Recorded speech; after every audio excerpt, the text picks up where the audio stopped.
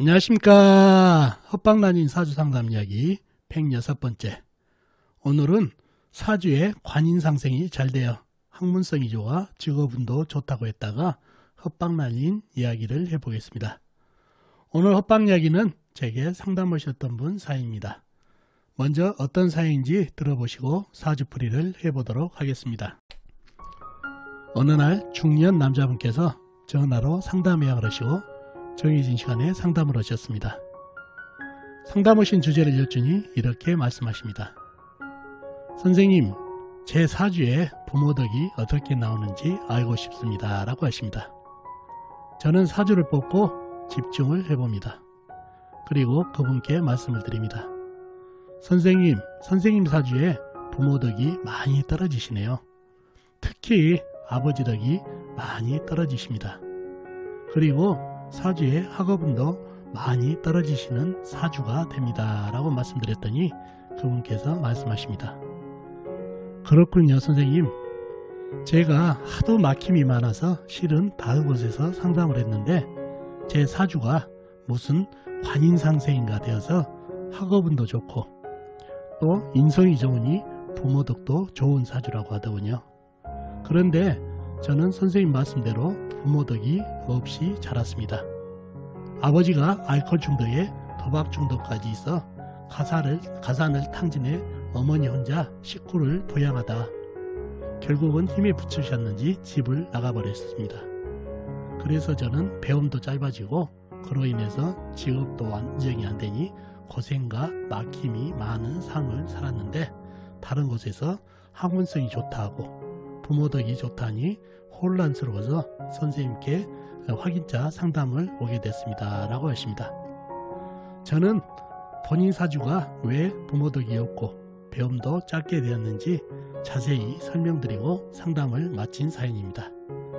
자, 그럼 이분 사주가 어떤 사주길래 부모덕과 학문성이 상반되게 나왔는지 사주를 풀어보면서 알아보도록 하겠습니다. 자, 이 사주가 오늘 여러분과 같이 풀어볼 사주가 되겠습니다. 을사년 김여월 계요일 김희시에 태어나신 남자분이시네요. 을사년생이시면 1965년생이시죠. 2020년 56시 되시는 사주가 되겠습니다.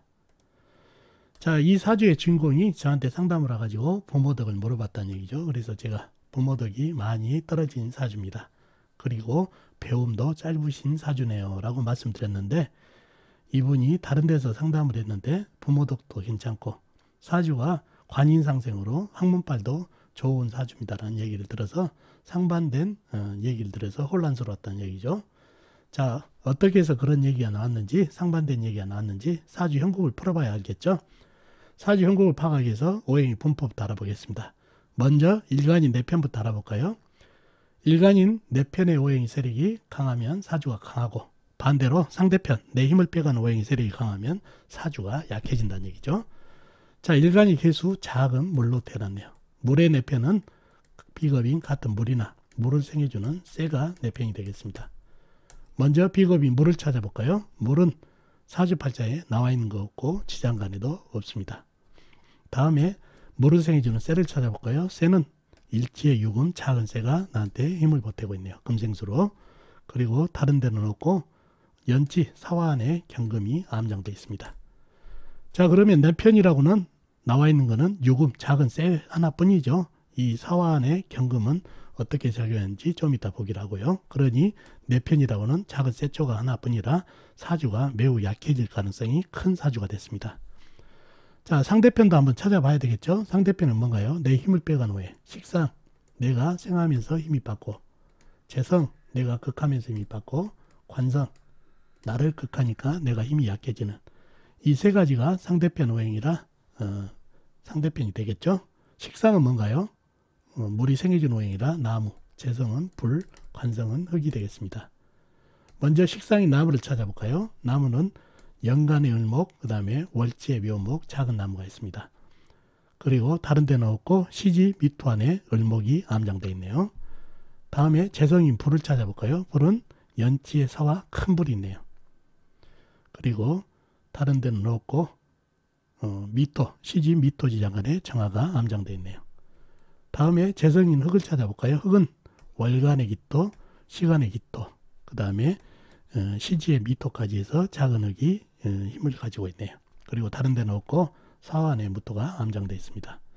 그러면은 상대편은 세력이 대단하죠. 을목, 묘목, 작은 나무, 그 다음에 사화 큰 불, 그 다음에 기토, 미토, 작은 흙까지 합쳐져서 상대편의 세력이 상당합니다. 내 편은 유금 하나뿐이다. 그러면 사주가 매우 약해졌죠. 자, 좀 더 깊이 들어가서 또 상대편 중에서 내 편으로 넘어오는 애는 없는지, 또 내 편 중에서 상대편으로 넘어가는 애는 없는지, 또 충으로 해서 상대편이 사라진 건 없는지, 내 편이 사라진 건 없는지, 합은 없는지 잘 살펴봐야 된다는 얘기죠. 자, 이 사주를 보면은 미토가 보이네요. 미토는 나를 극한 오행이죠. 관성으로. 그런데 나를 극하고 있나요? 옆에 요금이 있으니까 토생금 금생수로 관인상생으로 내 편이 돼버렸네요. 그러니 사주에 힘빨이 좀 생기는 그런 사주가 됐네요.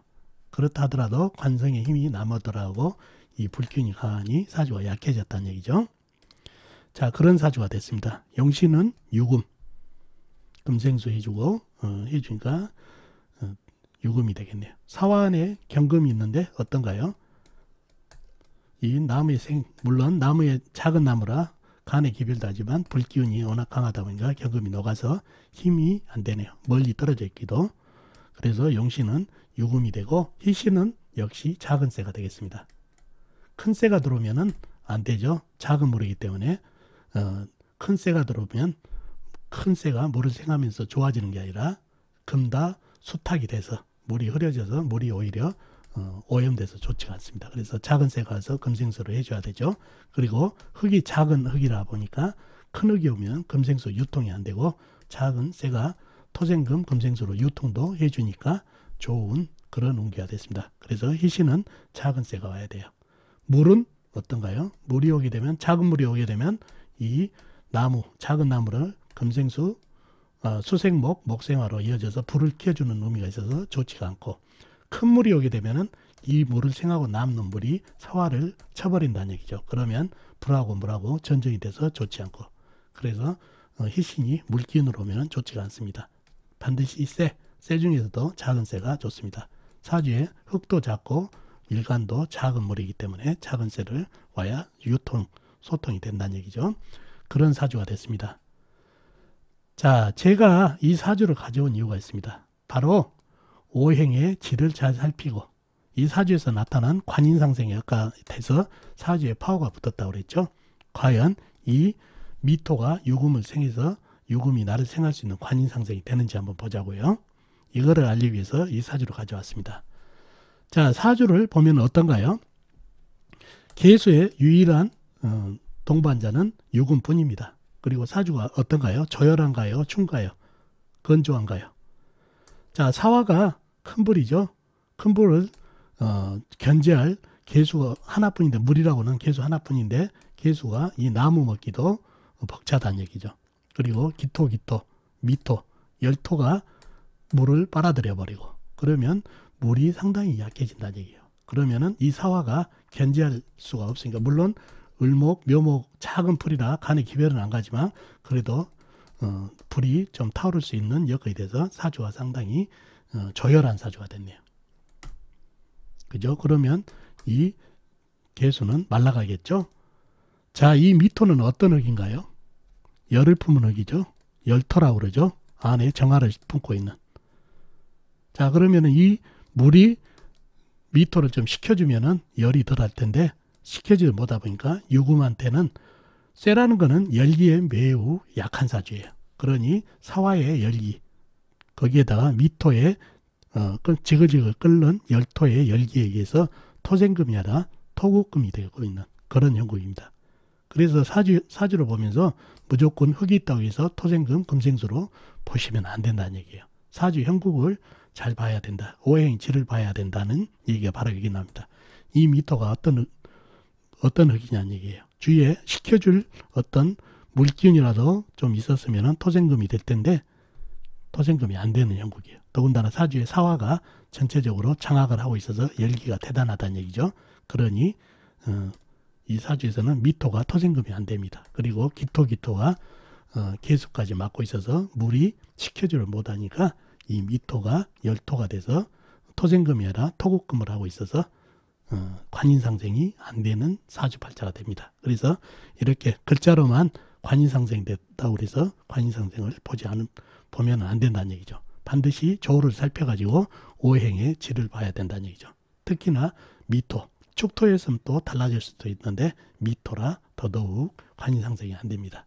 그래서 이 사주는 관인상생이 되지 않고 사주가 더 최악사주까지 내려간 이유가 바로 그겁니다. 오히려 토생금이 아니라 토국금을 하고 있어서 그러니 유금이 힘이 더 떨어진다는 얘기죠. 용신의 힘이 더 떨어진다는 얘기죠. 그래서 관인상생이 안 되기 때문에 학문빨이 떨어집니다. 오히려 인성을 관이 극을합니다. 그래서 제가 학문빨이 떨어진다고 말씀을 드렸던 이유가 바로 관인상생이 안 되는 걸 봤기 때문입니다. 그래서 여러분도 공부를 하시면서 이런 거를 자세히 사주라는 거는 디테일, 아까 앞에서도 제가 운 설명을 해드리는 것 같이 운도 그렇게 디테일하게 봐야 정확도가 있다는 얘기예요. 쇠가 들어오면 좋습니다. 쇠도 어떤 쇠가 들어오냐에 따라서 운기가 달라진다는 얘기예요. 그만큼 사주는 디테일하게 보셔야 된다는 얘기예요. 이 관인상생도 그런 디테일함이 있어야 볼 수가 있습니다. 그래야 적중률도 높고 상대방 운명을 잘 파악할 수가 있다는 얘기죠. 그래서 저는 이거에 관인상생이 안 되기 때문에 학문빨이 떨어진다는 얘기를 했고, 자, 불이 이 사주를 정확하고 있어요. 불이 뭔가요? 재성이죠. 재성이면 이게 어렸을 때는 아버지가 되죠.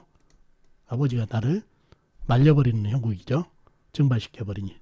아버지 덕 좋은가요? 안 좋죠. 나를 죽이려는 형상. 자, 어머니 덕은 어떤가요? 어머니는 나를 돕고는 싶지만은 이 열기에 녹고 있어서 오히려 나한테 물 좀 뿌려주세요. 나 녹게 생겼어요. 거꾸로 물한테 도움을 청하는 형국이네요. 금생수가 아니라 수생금을 청하고 있는 그런 고리문 상태네요. 그러니 어머니를 오히려 도와야 되는 그런 형국이다 보니까 어머니 덕도 없는 그런 사주팔자가 됐네요. 자, 그래서 부모덕이 많이 떨어지는 사주가 됐다는 얘기죠. 자, 이렇게 학문빨도 떨어지고 부모덕이 없으니 어렸을 때부터 배움이 작기 때문에 인생 굴곡이 있을 수밖에 없죠. 그리고 운기 흐름도 이렇게 물기운으로 가지만 물기운으로 간 것도 큰 도움이 안 된다는 얘기죠. 아까 운기 설명드렸죠. 그런 것 같이 이렇게 어렸을 때 좀 부모덕을 봐가지고 공부도 좀 하고 할 수 있게끔 여건이 됐다면 직업 안정이라도 됐으면 인생 굴곡이 그나마 적을 텐데 이렇게 학문빨도 짧아버리고 부모덕을 못 뽑다 보니까 배우지를 못해서 직업 안정도 안 돼서 굴곡이 인생이 많은 사주가 됐습니다. 그리고 사주가 약하다 보니까 세상을 펼쳐나가는 힘이 좀 약하다 보니까 항상 휘둘리는 삶을 살다 보니까 굴곡도 많은 그런 사주가 되겠습니다. 재성이 이렇게 강하니 재물을 쫓아가면 안 되는 사주죠. 재물덕이 떨어진 사주. 그리고 이성 배우자하고도 인연이 좀 약한 사주. 그런 사주가 됐습니다.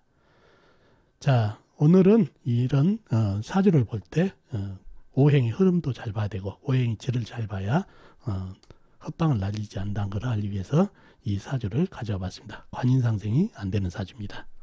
자, 어떻습니까 여러분? 오늘 사주풀이 도움이 되셨나요? 도움이 되셨으면 좋겠습니다. 다음 시간에 뵙도록 하겠습니다. 안녕히 계세요.